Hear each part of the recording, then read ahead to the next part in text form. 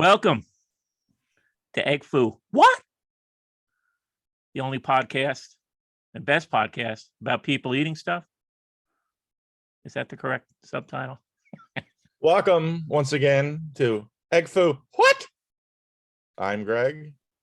That Mike last Lisk. attempt of yours to say the name of the show, which, let's be honest, you should know by now, but if you don't, you don't. You got through almost the last syllable with the what, and then it's like you stopped. So just something to work on this week. Okay. Little self-improvement. In this week's dish, we feature the Mushu category. This is my first experience with Mushu. Mhm. I went with the Mushu shrimp.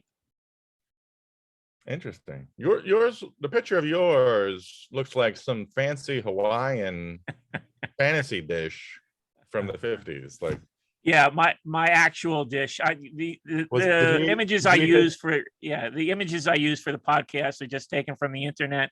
For some reason. you get me every week with that. Yeah. You should next week. You should just pop up an image of like Catherine Bach or something, and make me think that's who you're with right now. I want to give a general idea of what my dish looked like. Actually, this dish. that looks like Mushu at a picture at Obama's house in Hawaii. Delightful. Yeah. Wonderful. Actually, my Mushu didn't even come with rice. Did yours come with rice? No. No. Yeah. So this photo is like a super fancy Mushu, Yeah. I think. Yeah. Very, very well put together. You went with the Mushu chicken? Pork. Okay. Yeah. Or as I call it, mushrooms. And let me say this before we get started. When you say, "Do you Mushu?" Yeah. It's a little. How do I say this? You know, like the balls go up into the body. There's a little bit of that. But when you do it over text, "Do you Mushu?" That's next level. And I'm speaking as someone. Hey, I wish all dudes were gay so I could have all the women to myself. But something about another guy saying, "Do you Mushu?" is the exact same as another guy texting you something like, "Hey, you." You'd be a little like, "What?" I'm trying to create a catchphrase. Well, try not to be so sexy with it. And that's something Well, we should apply to that's our how you lives in sell it. That's how you general. sell it, right? You gotta sell it. So Yeah, I don't think if somebody nobody's buying sex off us. Nobody. Yeah, even this is audio only. That's true. And nobody, and still we're not selling sex. Yeah. Sorry. And when they do see us eventually, it might be even worse. So We don't want to put anybody off their food. no. The food itself is bad enough. Let's not be over the top. no. Sexy You had with another bad food. experience. Dude. This might be worse than the broccoli. Did you Oh my see the God. picture? It's all I mushrooms. didn't see your picture. All right, let me I look sent at it to your you a while picture. ago. It's I open it, it's all mushrooms. I had to pick through. I started to get a couple pieces of pork, couldn't taste anything because it's just tastes like fungus. It's just, and I did a different place this time. Yeah. You're 100% right. That place I was using, but then this is just a hot pile, a disgusting steaming pile Oh of man. mushroom turds. I don't understand it. All right. You'll have to resend that photo. Did you send it on a text? Or Twitter. I'll resend it then. Okay. I'll text it. I didn't see any evidence of mushrooms in mine. Strangely enough, I would describe mine Really? as a it was like the stuffing Ooh. from a egg roll, sort of lumped together. I Okay. guess there's a lot of cabbage in there, shallots, not corn, carrots. Mine had carrots in it. It was crunchy. How do you have no mushrooms and mine is all mushrooms? Yeah, I guess we're getting different variations on the recipe. I did look online just to sort of verify the ingredients One of the recipes I saw did include mushrooms. So yours may be truer to what it's supposed to be than mine. But I'll say That's this, I good. enjoyed it Yeah. very Let's see much. yours first. Let's start on a positive note. That's not really starting on a positive. All right. Let's talk about yours a little bit. because Okay. I'll just, text you I'm mine. upset. Is yours gonna look amazing? Yours actually doesn't look that bad to me. I don't know Yeah, why if you that looks love terrible to mushrooms. you. You're one of those truffle pigs that love digging through mushrooms. Is that where truffles are found? I mean, yours doesn't look that different than mine, I don't think. I just sent you mine. Did you text it or did you send it via text? I texted it. Like on a phone? Yeah, I'm there super we go. sophisticated now. Yours has shrimp. Okay. Yours still looks a little better than mine. Yours, I'll be honest, doesn't look great either, but it's not drenched and covered in every mushroom on God's green earth. Okay. Uh, You're not a mushroom guy? I hate mushrooms. I'm Yeah, allergic to. I told you I'm allergic to them. I got to get a list of all of your allergies. I think it's just shellfish and mushroom. And to be honest, I'm lying about both. I just hate them. They're disgusting. I cannot eat them. So I tell people I'm allergic because otherwise they don't believe you. I had to learn that the hard way as a picky eater at Yeah. restaurants. If you don't tell them, if you just tell them, like, let's say you don't like cheese on your burger because you're an animal. The true test of a picky eater, though, is somebody who doesn't like onions. Do you dislike onions too? I don't like cooked onions, but I love raw onions. Okay. What's your? And there's no real difference, actually. I mean, I think because I'm such a texture guy. Yeah, The you're a creepy texture guy. of the caramelized onion. A little much. So you had a bad experience. How much did you eat? I mean, I feel like you're dumping half of these. I'm dumping at least half. Yeah, I picked through to try to get a vibe of it. At least try to have something to say about it, other than it's a fucking abomination. Yeah, it was. I can't believe I'm saying this, but the broccoli from 2 weeks ago might have been better. Wow. Because I was this dish had a bunch of what I'm calling unidentifiables. Hey, yikes! It's just funny because in the mix, you know, Mushu is, even though I've never had it, I do feel like it's one of those Chinese menu item terms I've heard a million times. So I thought it would be a little more. I don't know. Do most people love mushrooms, and I'm the one that's crazy, or? No, I love mushrooms, and could have it would have been a nice addition to mine. I don't think there was one mushroom in mine. Ugh. So we had very different recipes. Although, like I said, I see that it's included on online in some of the recipes. Was the pork at least appetizing? The pork was all right, but it's different pork than the pork. I also ordered pork fried rice, and the fried rice is fantastic. And I can't believe I'm saying this, but the chunks of the pork in the fried rice, I can't believe I'm saying this. They are. Now I know where you're going. They're delicious, but they're too big. They were too big in the entree. Chunks of pork, I had to kind of tear in half, but it's fantastic. But for some reason, the pork in the mushu is like shredded, and it's just already. It's like when you're a kid and you're a good kid, but you get caught up with another bad kid, and you want to be his friend, but because he taints you, now you're a bad kid. That's the way it went with the pork and the mushrooms. Pork was probably okay. Then it has to make friends with the dopey fucking mushrooms and ruins the fucking pork. Which is a shame, because this is the best fried rice I've had, with or without the pork, since we started. Okay, probably. so I usually get a little bit of fried rice on the side just to reset my palate.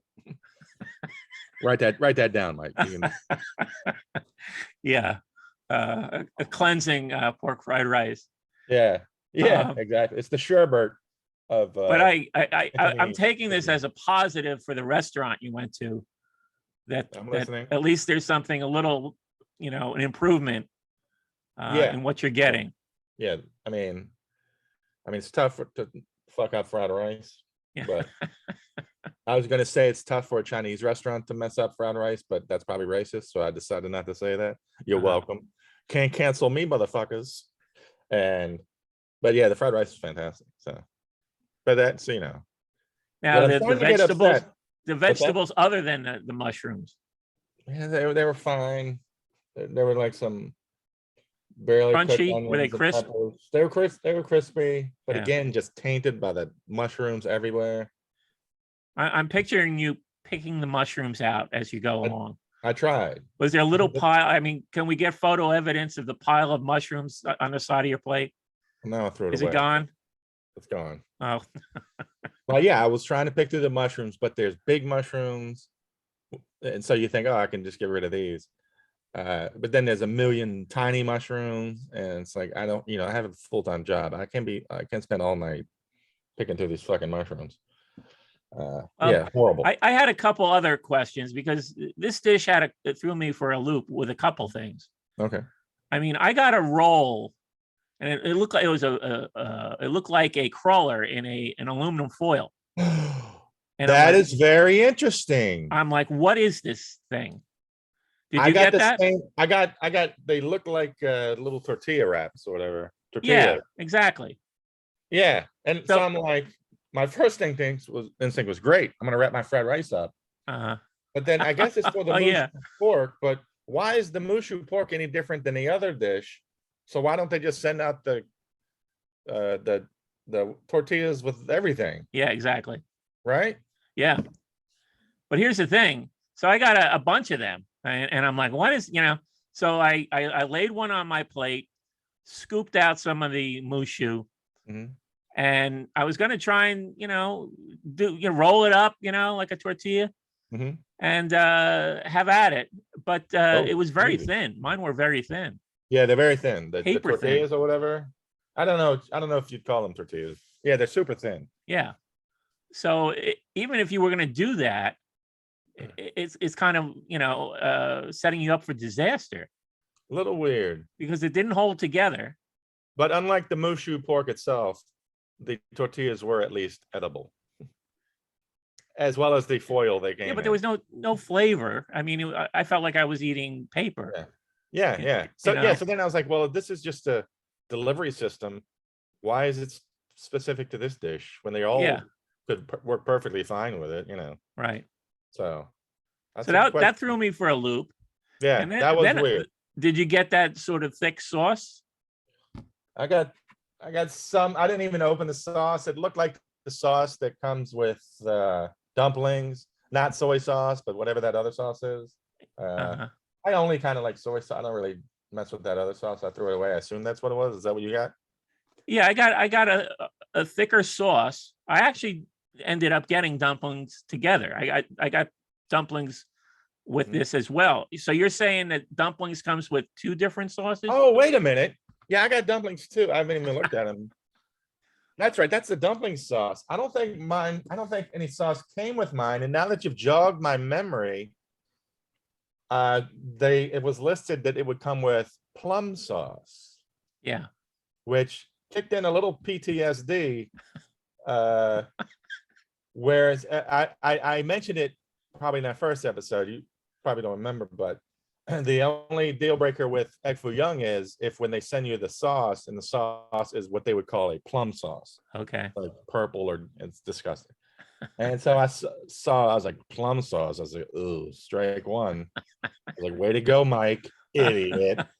And but who cares? I would just have it on the side anyway. And now they mentioned it, it didn't. I didn't get any quote unquote plum sauce. So I guess it was plum sauce. I've never had plum sauce before, so it was entirely new to me. My first looking at it and how it was like thicker than the soy sauce for the dumplings. Yeah, I thought this was something that had been left in the freezer and hadn't thawed out enough. I thought it was semi-frozen. I thought it was Like it- semi-frozen soy sauce. Like your heart, Mike List. Yeah, like my heart. So I was thoroughly confused, but Yeah. I'm sitting there. I'm like, well, this is probably for the meal. So I tried it, and it was sweet. I guess Ugh. I'm not You know having what you the. want with Chinese food? Sweet. It's like, ugh. Yeah, it was a little sweet. Is that the plum sauce that you remember? It was kind of a sweet. Yeah. I guess Yeah. That it's got sounds. that hoisin sauce in it or whatever. Can we make an official open letter to China right now? Dear China, knock it off with the plum sauce.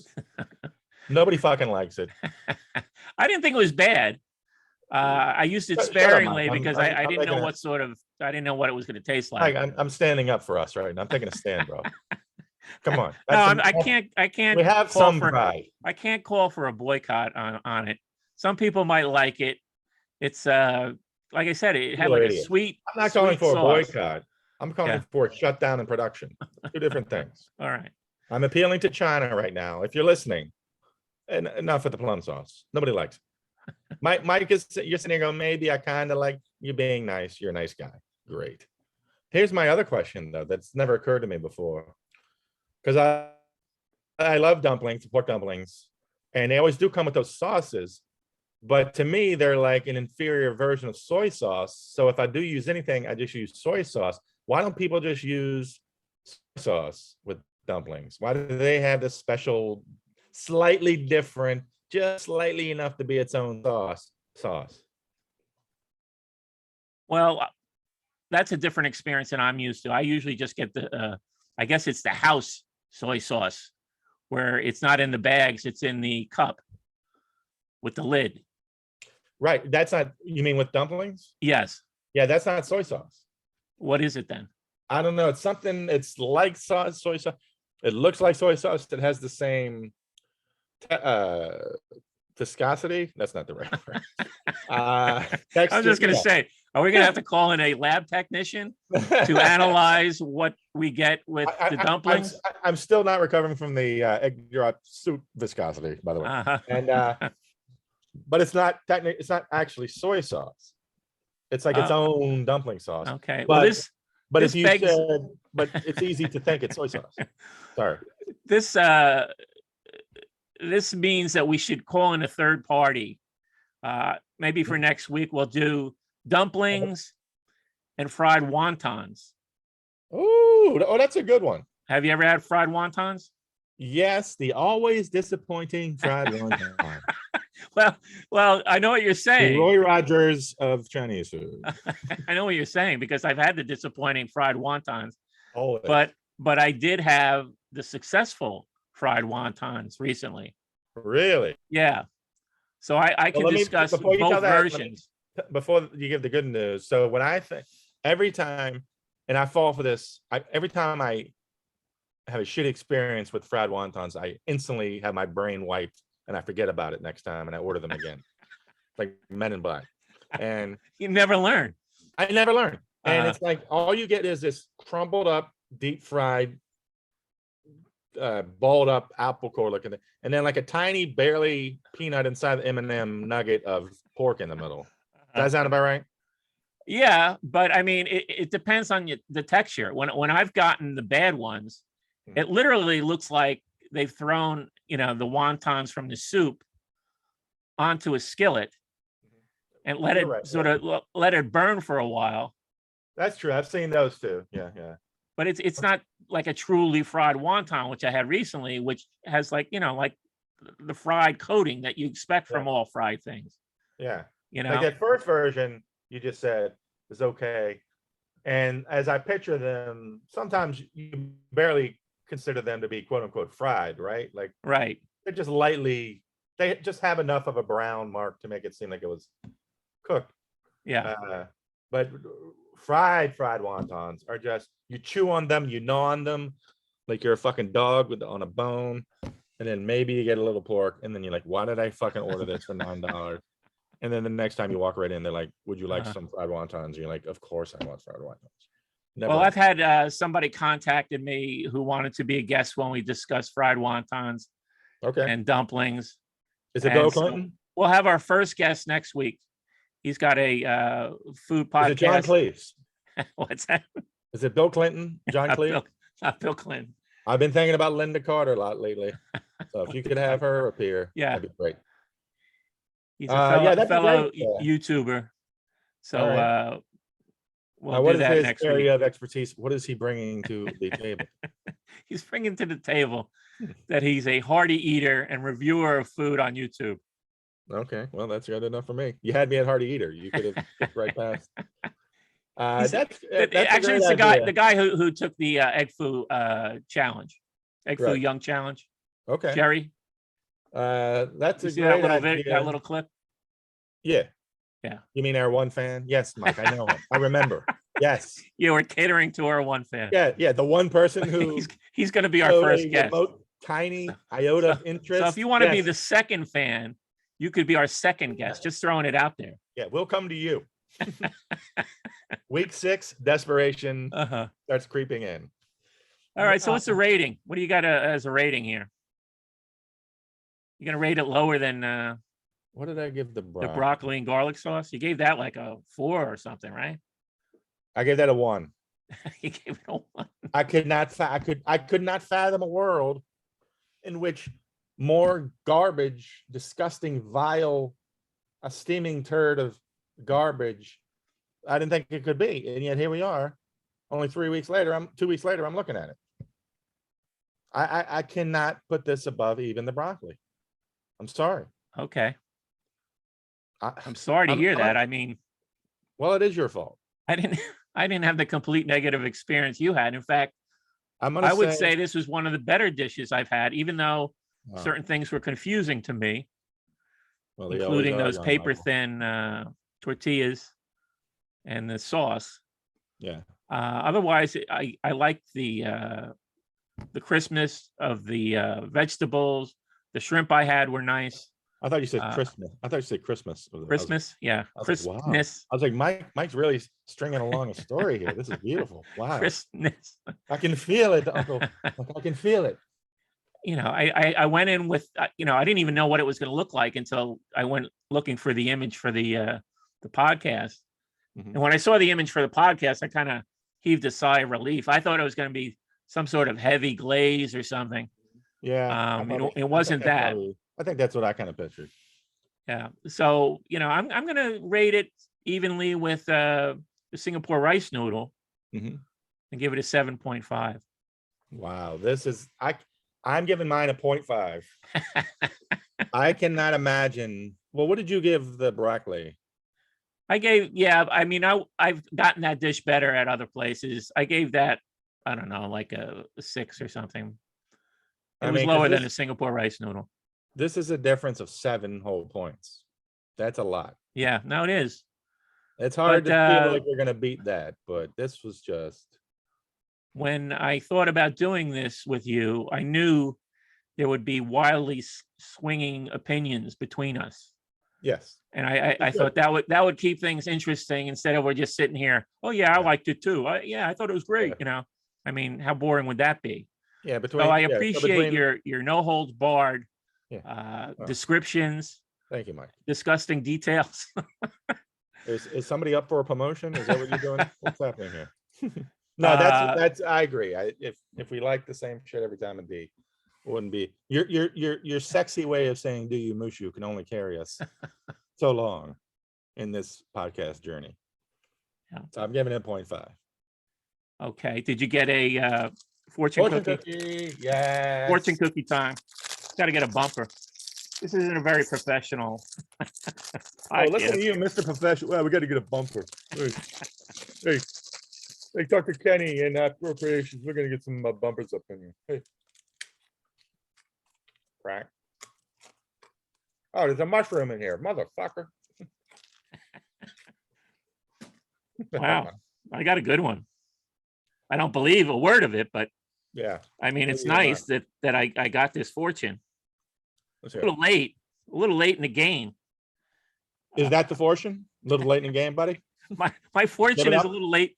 My fortune is a little late in the game. It's Is that what it says? Hey, buddy, it's a prosperity. little late in the game. prosperity is in your future. Whoa, Yeah. that's nice. Mine is terrifying. Your courage, first of all, no. Your courage will guide your future. Your courage will guide your future. 0% chance of that happening. This is Only based on being with myself every second of my sentient life. That's the only reason I know this is not going to happen. This is a good segue into the fact that I finally, and I apologize for this because I Thank you. put it off so long. You did.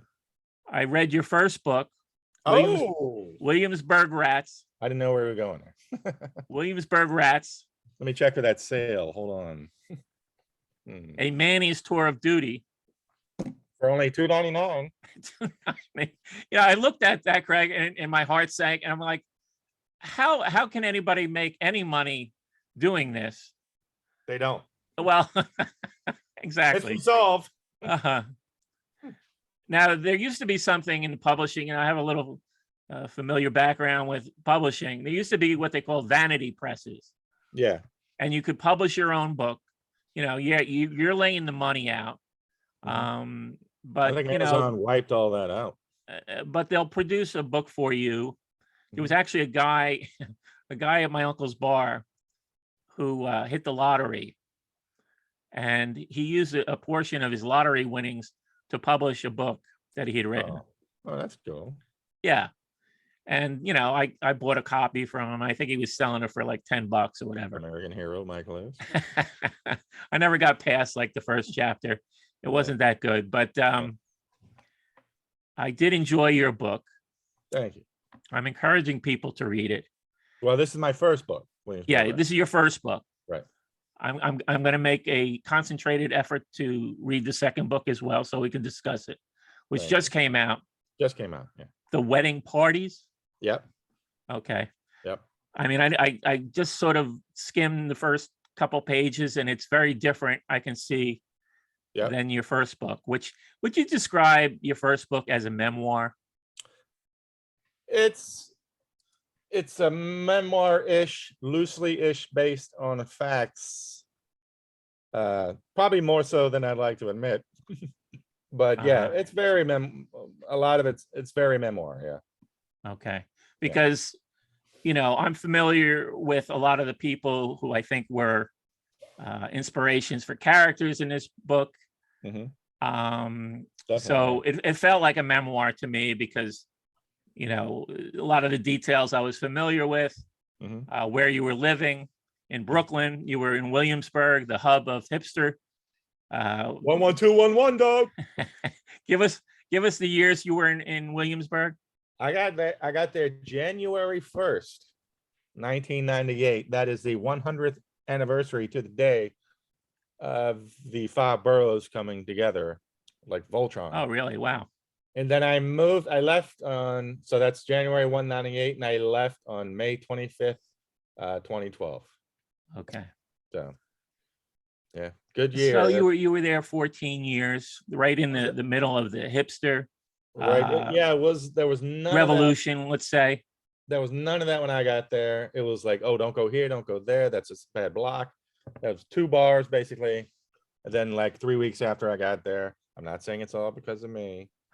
That's for history to decide. Then it totally changed, obviously. But I was there. I was also there at the perfect age, 25 to 39. Like I didn't want to be there when I was 40, living with roommates, working on my amazing script playing. And I feel like everybody should live in New York at that age. So I'm very lucky. But yeah, I met you through a mutual friend. That's how I met you. Yeah. Probably what, 2000? I met you. No, I think it was maybe a little earlier than that. Probably 98, probably right when I moved there because you were already working. Yeah, exactly. You're right. Okay. I think it was 98. Yeah. I remember the first time I met you. Do you remember that first meeting? Do you, Mushu? The first time we met, jog my memory. Well, I remember that. It's not hard to remember that we met under drinking circumstances. Right. Our mutual friend and others from that same office Mhm. would often go out after work to have a few drinks. Yeah. Back when And so, you could buy a beer in Manhattan. so, I was sort of half in the bag Uh-oh. already. And we were at some place. I can't remember what bar we were at in particular. We were sitting in a booth. I remember that. It wasn't our typical places.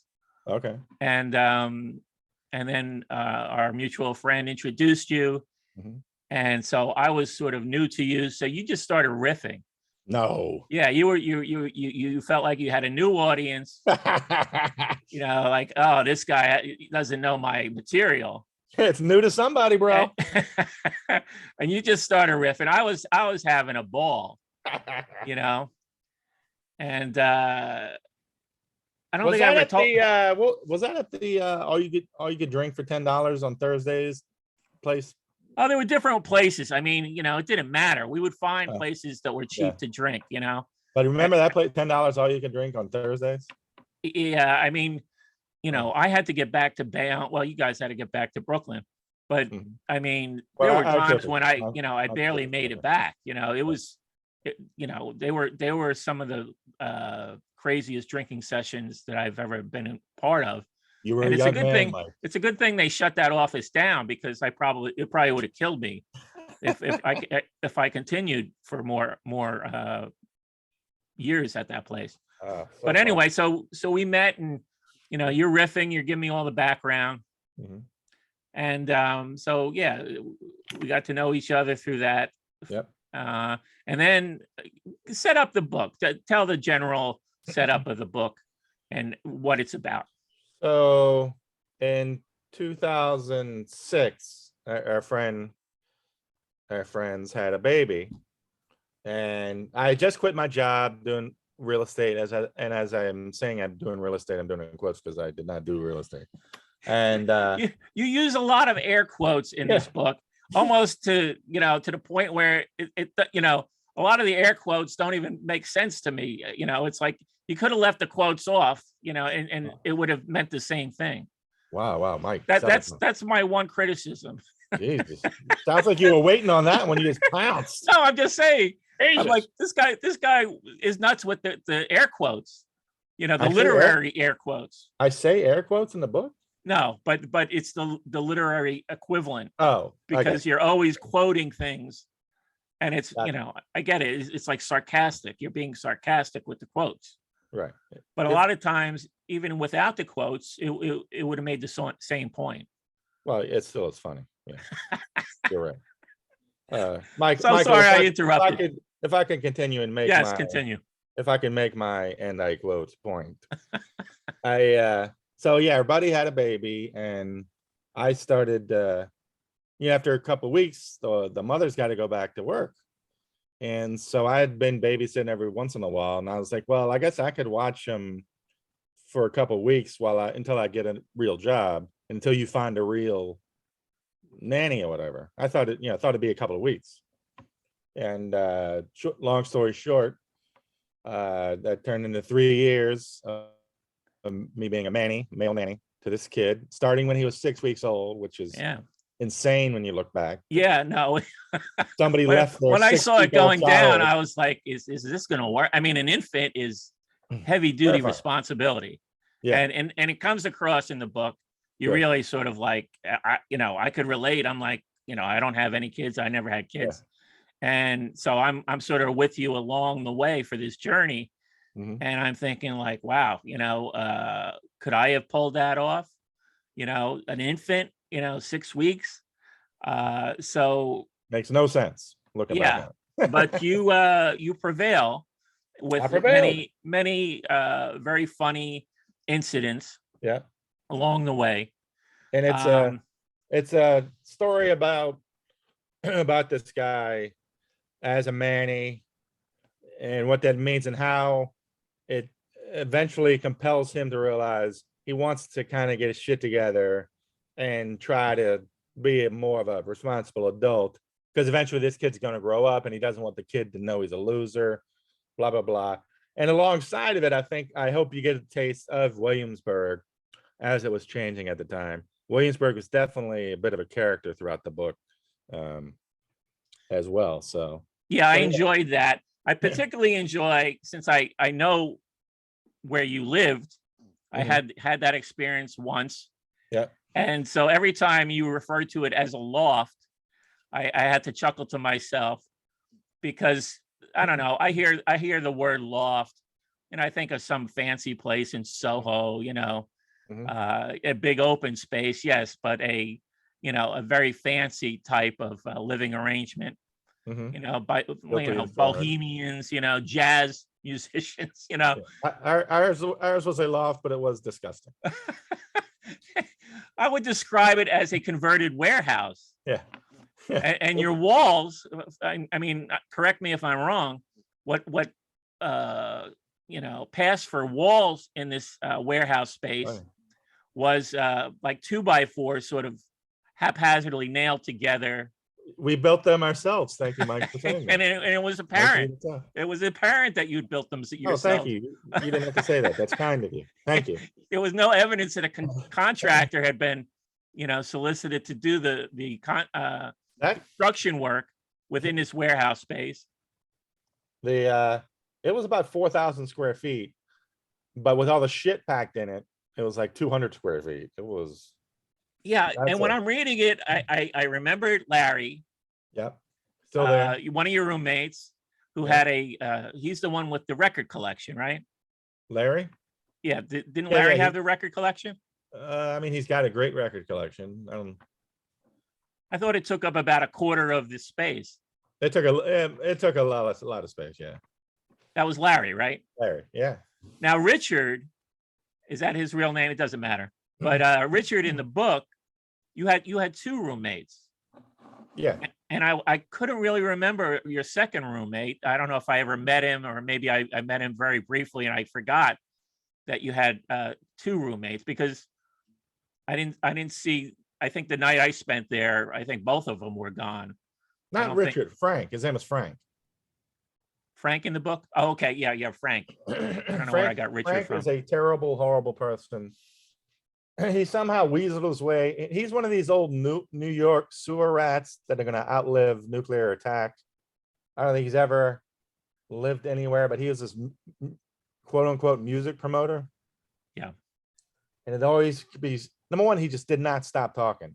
He was the most. You gotta come see the life shop. The life shops are playing there, and they're going to the Friday right they're playing. Never stop fucking talking. Never. He'd always be in mid sentence when you'd enter the room, like he'd been just talking. Anyway, never said, "Hey, how are you doing?" Never said, "What do you do with your life?" Just you turn the corner. Yeah, the Statues of Liberty are playing a trash bar. Trash bar's got the Liberties of statues. They got the fried right. They got the. And now that you're describing him, I think I may have met this person like once at a bar. You might have, yeah. Yeah. Like 3 feet tall. It's like a miserable human. But he wasn't there when I spent the night. No. But anyway, there's a series. I'll say this, Greg. You're very self-deprecating, but in this book, this poor guy, I mean, it's one humiliating scene after another, to the point where it's not so much self-deprecating, it's self-flagellating. I mean, I know you, and I felt like, wow, you're like really beating yourself up in this book. And you're not sort of giving yourself enough credit for what you were doing. I mean, it's there. Yeah, but it's fair to say that the book includes a fair number of very humiliating experiences. Yeah. Yeah. Right. I mean, I'm not being inaccurate in that description. No. So, I'll say this: I enjoyed when you would go back to your childhood in Virginia. I mean, I don't remember you ever really talking about so much about your family when we would go out. So I enjoyed a lot of those stories. Yeah. And I thought actually those stories would sort of continue as a parallel to what was going on in Brooklyn, and then could be tied together. Because you went through a lot with your family, and you don't go into it in the book, but I know you personally, and I know what you went through. Mhm. And I thought that could have been brought in to Mhm. like say, hey, wait, this guy's been through a lot, and he's doing this thing, this sort of great thing, helping a friend out. I did sort of, I mean, I guess Oh, you didn't really well, find out what the market paid for nannies. Do you think no. you undersold yourself? Well, Did you ever find out like what the going rate was for nannies at the time? well, let me put it this way. Whenever I go to these things around the neighborhood with other nannies, I was 100% always the only white American. Uh, So I have a feeling some of these other ladies weren't being paid that well either. I don't mhm.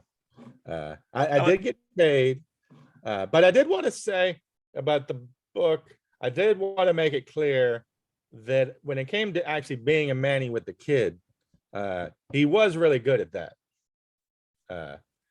Everything else Oh was a yeah, bit of a no, mess. that's what I'm saying. I mean, Yeah, I we're did want getting to all make these it clear is humiliating he is scenes. really he is really good with this kid, and he is trying to get his life put together a little bit Mhm. by the end, hopefully. Yeah. Yeah. Now that comes through, but I just thought, you know, we could have been spared some of the humiliating experiences, All right. Too to humiliating. sort All of right. even it out, because it felt like, on the scale, you had this good thing, this great thing you're doing, stepping up Mhm. and helping out with the child care. You're And right. then you have the humiliating scenes on the other hand, and it seemed like they outweighed the goodness, I got you to tell know. you, Mike, you are selling books right now. I would not but have thought of but this no, strategy, but you are a I want to goddamn do genius. I want to sell some books with a moment in the book where I think I was vaguely familiar with this story from the past, Uh-huh. but it was to have it laid out on the page again was cracking me up.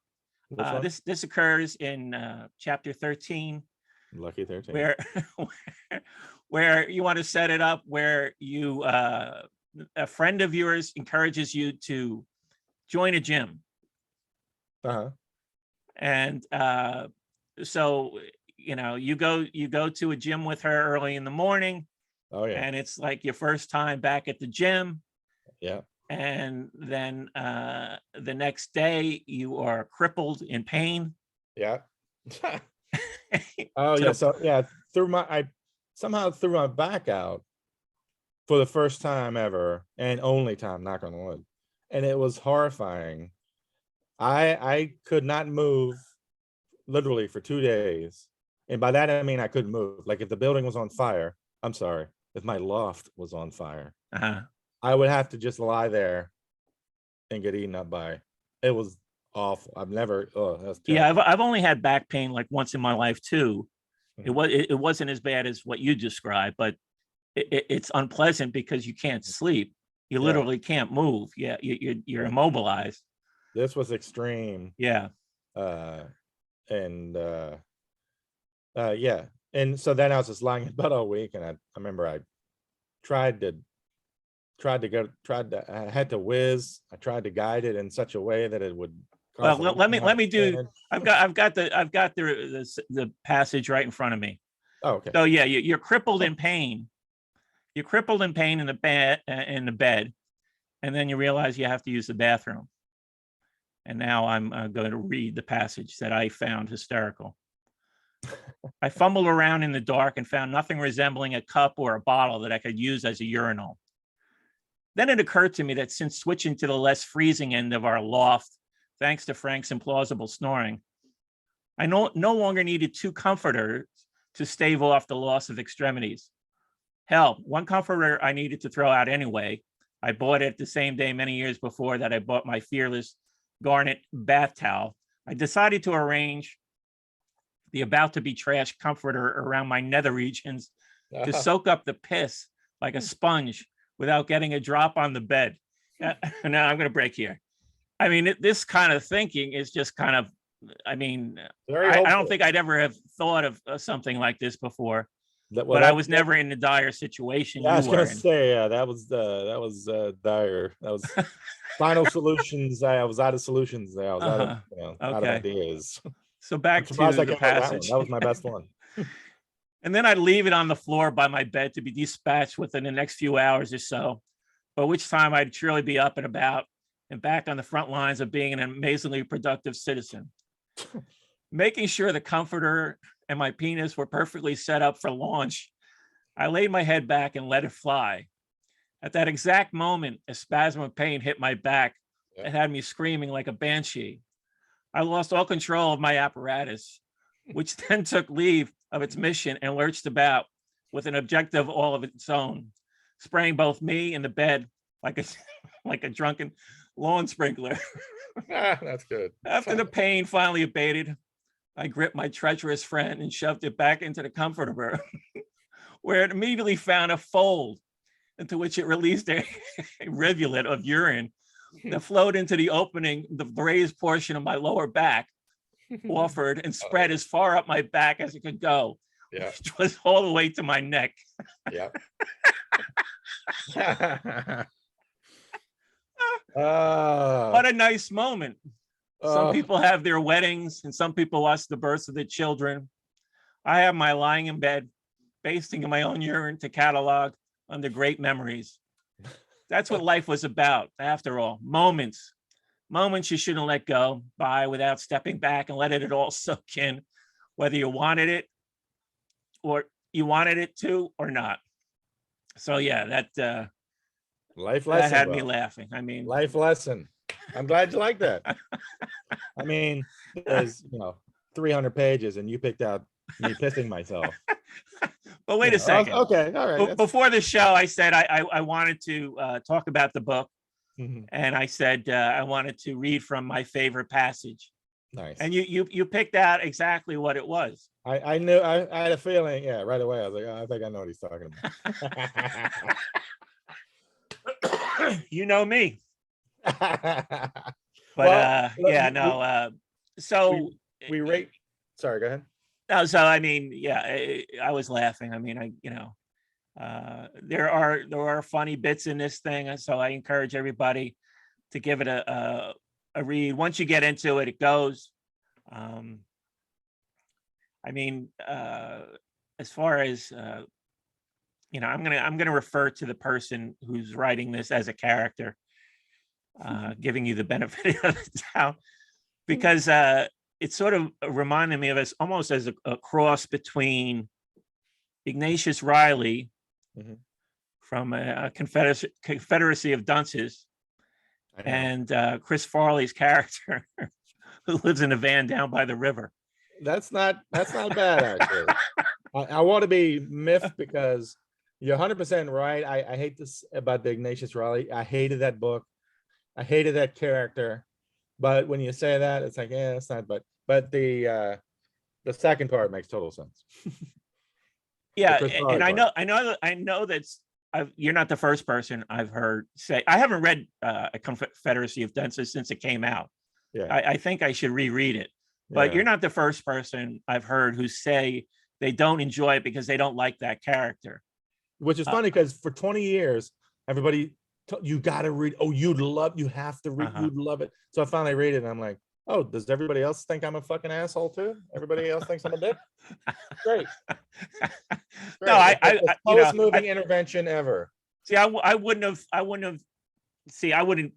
encourage you to read that book because what people would actually say that to you. They said that you reminded them of that character. Well, they will just say they'd be very like, of all the books in the world, you have to read this. And it's not like I'm from New Orleans and I saw hot dogs on my cart, so it has to be. No. I don't generally push that book on people, but I would push it because it's funny. I mean, I remember finding it funny. You didn't think it was funny? No.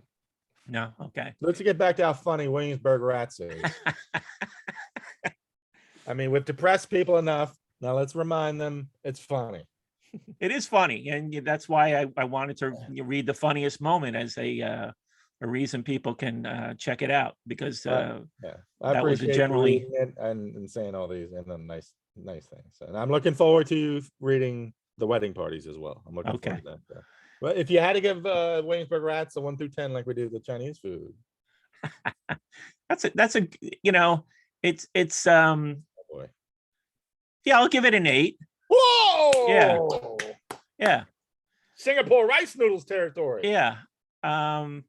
It helps that, I have a little more connection to it because I know you and I know the character, I know the people behind some of the characters. Yeah. So it really had that going for me too. I'm I like, am oh, gonna do this I was is just so talking and to him so, and today. this is so and so. Yeah. I wish I think, one of our biggest adventures together, I think people would enjoy this. Although I think your memory of it is not very Slander. strong. I think it occurred before you wrote the book, right? And I'm Oh, referring when to we went our to Asbury Park. yeah, I'm Oh referring yeah, to, that was 2000. all right. So when did you finish the book? I wrote the book 2010-ish. Oh, okay. So I didn't publish it until 2015. so you could have used that anecdote, right? You want screen time, Mike? Is that what you're saying? Yeah. You wanna be a I star? thought maybe Mike, just I'd say, get a Greg, I want cameo you in to this make me book. a goddamn star. If I had a cameo in this book, I would have gave it a 9. Well, I Yeah. got news for you. If all these great reviews keep pouring in, there might be another book. But I mean, I just made a sale 3 years ago, so things look good. Things are looking good. But our classic story involves a trip to the Stone Pony in Asbury Park, Asbury Park, New Yeah. Jersey. Yeah. And what year was that? I'm bad with years. I think it was December of 2000. It was December 2000. Yeah. I didn't think it was like cold, but what did we lucked out? It wasn't that cold that day. Yeah, maybe. I mean, we didn't walk to it. Oh, actually, no. Now that you mention it, yeah, it was cold because I spent a night on the floor in a seedy motel All right, rather than just driving home. Let's not give it all away. We do have to sell something. So anyway, we were going to see Marat, who, Greg more so than myself, even though I got to know the Blanco brothers from Marat when they were living in Brooklyn, Dave and Serge. Mhm. And Dave has a cameo in the book. Don't be jealous. Michael, come on. Don't be like Because he's that. a rock star. Do you? So anyway, Marat was opening for Steve Earle, who I like a lot. I like Marat too. So it was a nice bill at the Stone Pony in Asbury Park. And I was going to give Greg and didn't we end up 2 strangers? The Quarter two ride. the 2 ladies, one from England Uh-huh. and another lady, and Ope, I think, right? Ope was with us. No, I don't think Ope was in the car. Okay. I had 4 people in the back seat. No, maybe you're right. Maybe it was. Maybe. All right. Okay. So 3 in the back and open front. Okay. All right. That sounds right. Me and Okay. the girls in the back. And Yeah, my you and the buddy- girls, and- you're and my leaving best something friend- out. You my and the friend girls. Jack Daniels. No, I think it was Southern Comfort. Oh, You all brought right, I'm gonna class it up a little bit. Greg brings a pint of Southern Comfort that he's Mm. going to drink in the car Yeah, as boy. we're headed down to Asbury Park from Bayonne. I was a And I'm young like, man. when I see him flash the bottle, I'm like, what am I back in high school? It's like you're going to drink in my car. I should have just taken the bottle from you and thrown it out. It should have been a responsible But you didn't. adult. And that was my mistake. That's the Because first by the step, man. time we hit Asbury Park, which is about an hour ride, the pint was gone. I don't think the ladies drank very much of the Southern Comfort, leaving most of it to yours truly. Conjecture. Conjecture. Well, it's circumstantial evidence because we get into the bar, and I'll give you this much: you lasted until Marat hit the stage, Thank you. Now, when Marat hit the stage, I saw something that I've never seen at a concert. Uh-oh. We were standing towards the back of the room, Mhm. and you wanted to be in front of the stage. Love the band. You love the band. Sue me. And I should emphasize that you're a big man, Yeah. tall Big and, of appetites. and big of appetites. Ah, And you literally went through this crowd I say like- literally. like the proverbial bull in a china shop. Oh, I've never seen just like a crowd sort of open up it's called as you respect plowed through the night. crowd. That's what he said. And I'm like, oh no, this isn't going to be good. And security took notice of this. The whole room could see what had just happened. I don't know if people fell over but people were They're fine. They're shocked fine. They're as you fine. as you made your way towards the stage. There's no problem. They're fine. And, and then security was on you in a heartbeat. And next thing you know, you are thrown out of the Stone Pony. Yeah, it was cold that night. Okay, now it's coming back. See, now it's coming back. Okay. So you get thrown out. And I don't even think, did they even play a song? I mean, it was very early in the set. Let's put it that way. Mhm. So you Like to get announce my presence. tossed out. Asked to leave respectfully. Okay. We'll And edit- now we'll we're edit like that. looking around like, what did he just do? I mean, we're going to be here for a couple more hours. Mhm. I mean, are we going to all go out because our friend got tossed out with his insane drunken behavior? And we collectively said no. Yikes. That's right. Asbury Park was quite cold that December night. I mean, we paid for the tickets. You know, Right. there was money involved. Mhm. So, and there is a back then the Stone Pony Annex was right next door, which was just a small bar. Mhm. And you know, in our minds, we're like, well, okay, well, he's got a place to stay. It's not like he has to go stand on the boardwalk and die of exposure. I don't need no help. So we assumed he would be okay. He would take shelter in the bar next door.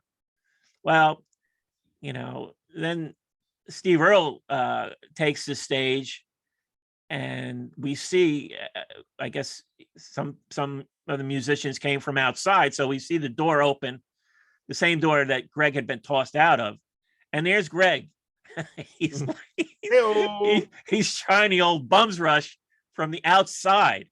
He's trying to sneak back in.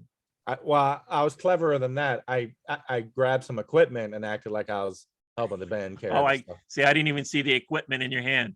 I mean, So no, you tried to be a roadie. yeah. All right. I think Dave helped me out. He was trying to hook me up, pretending to be a roadie for Steve Earle to get back in. I think he helped me with that. Oh, he did try to help you. Okay. So he was a better friend than we were. Exactly. To be clear. To be clear. Yeah. But you were thwarted at the door again. With extreme So, prejudice. so we Still thinking about that lawsuit, by the way, Asbury Park. Jerks. we can still Look see out, you Look out, Jersey cops. being rebuffed at the door. Mm. So you didn't I make it don't back forgive in. nor forget. So you didn't make it back in. The long story short, and so the show ends, and now we have to find Greg. We go to the annex. He's not there. Mystery man. And then one of Get our at the party, wing. actually one of the characters from Williamsburg Rats, she suggested that we go to the police station. Responsible. Yes. So I drove her to the police station. You know, this is 1 o'clock in the morning or so. Yeah, get some fresh air, night air. Good for you. Good for you, Mike. 1 o'clock in the morning, going to the Asbury Park police station. Gee. And we round a corner. We almost bump into somebody coming out. And our That's our a hell of a mutual detail, Mike. our mutual friend decides that like this is a time to have, just become a jokester. Uh-oh. And her opening line to this guy was, "You just get out." Nice. And I'm like, what? I was just like, really? Is this, like we're going to that. get into a fight right here? I like it. Anyway, fortunately, That's a we good didn't. line. We didn't get into a fight. And we go into the police station, which was quite unusual, where the police are literally behind bulletproof glass. Irony. And the lobby is being used as a homeless shelter. There are bodies all over the floor. I mean, it was a strange scene.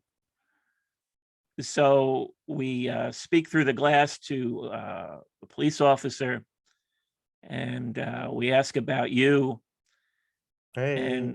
And what we learn is that you were put on a train. You were run out of Asbury Park Press On a like train. some outlaw in a Western. Yeah. Uh, I just went on down the road a piece. Shuffled on down the road a piece. Now, where does your memory? Were you? Do you remember all of this, or did the memory kick? Did you come out of the haze later on? I remember through up the Steve Earle stuff. Then it gets a little murky. Uh-huh. But I was woken up the next morning by our mutual friend, the husband of the friend that went to the police station with you. Yes. Who was more than delighted to walk me through every excruciatingly embarrassing moment of the night for myself. He took extreme glee. Probably the longest phone call of our lives, to be honest, to walk me through everything. So I can remember that, which is funny. So, but that's a good one. That's always a good one. I thought it was worthy of the book. Yeah. Well, now that we've given it fucking away for free. Well, no, that story is not in the book. So, all right. We're not getting. Hey! You won. You beat me down.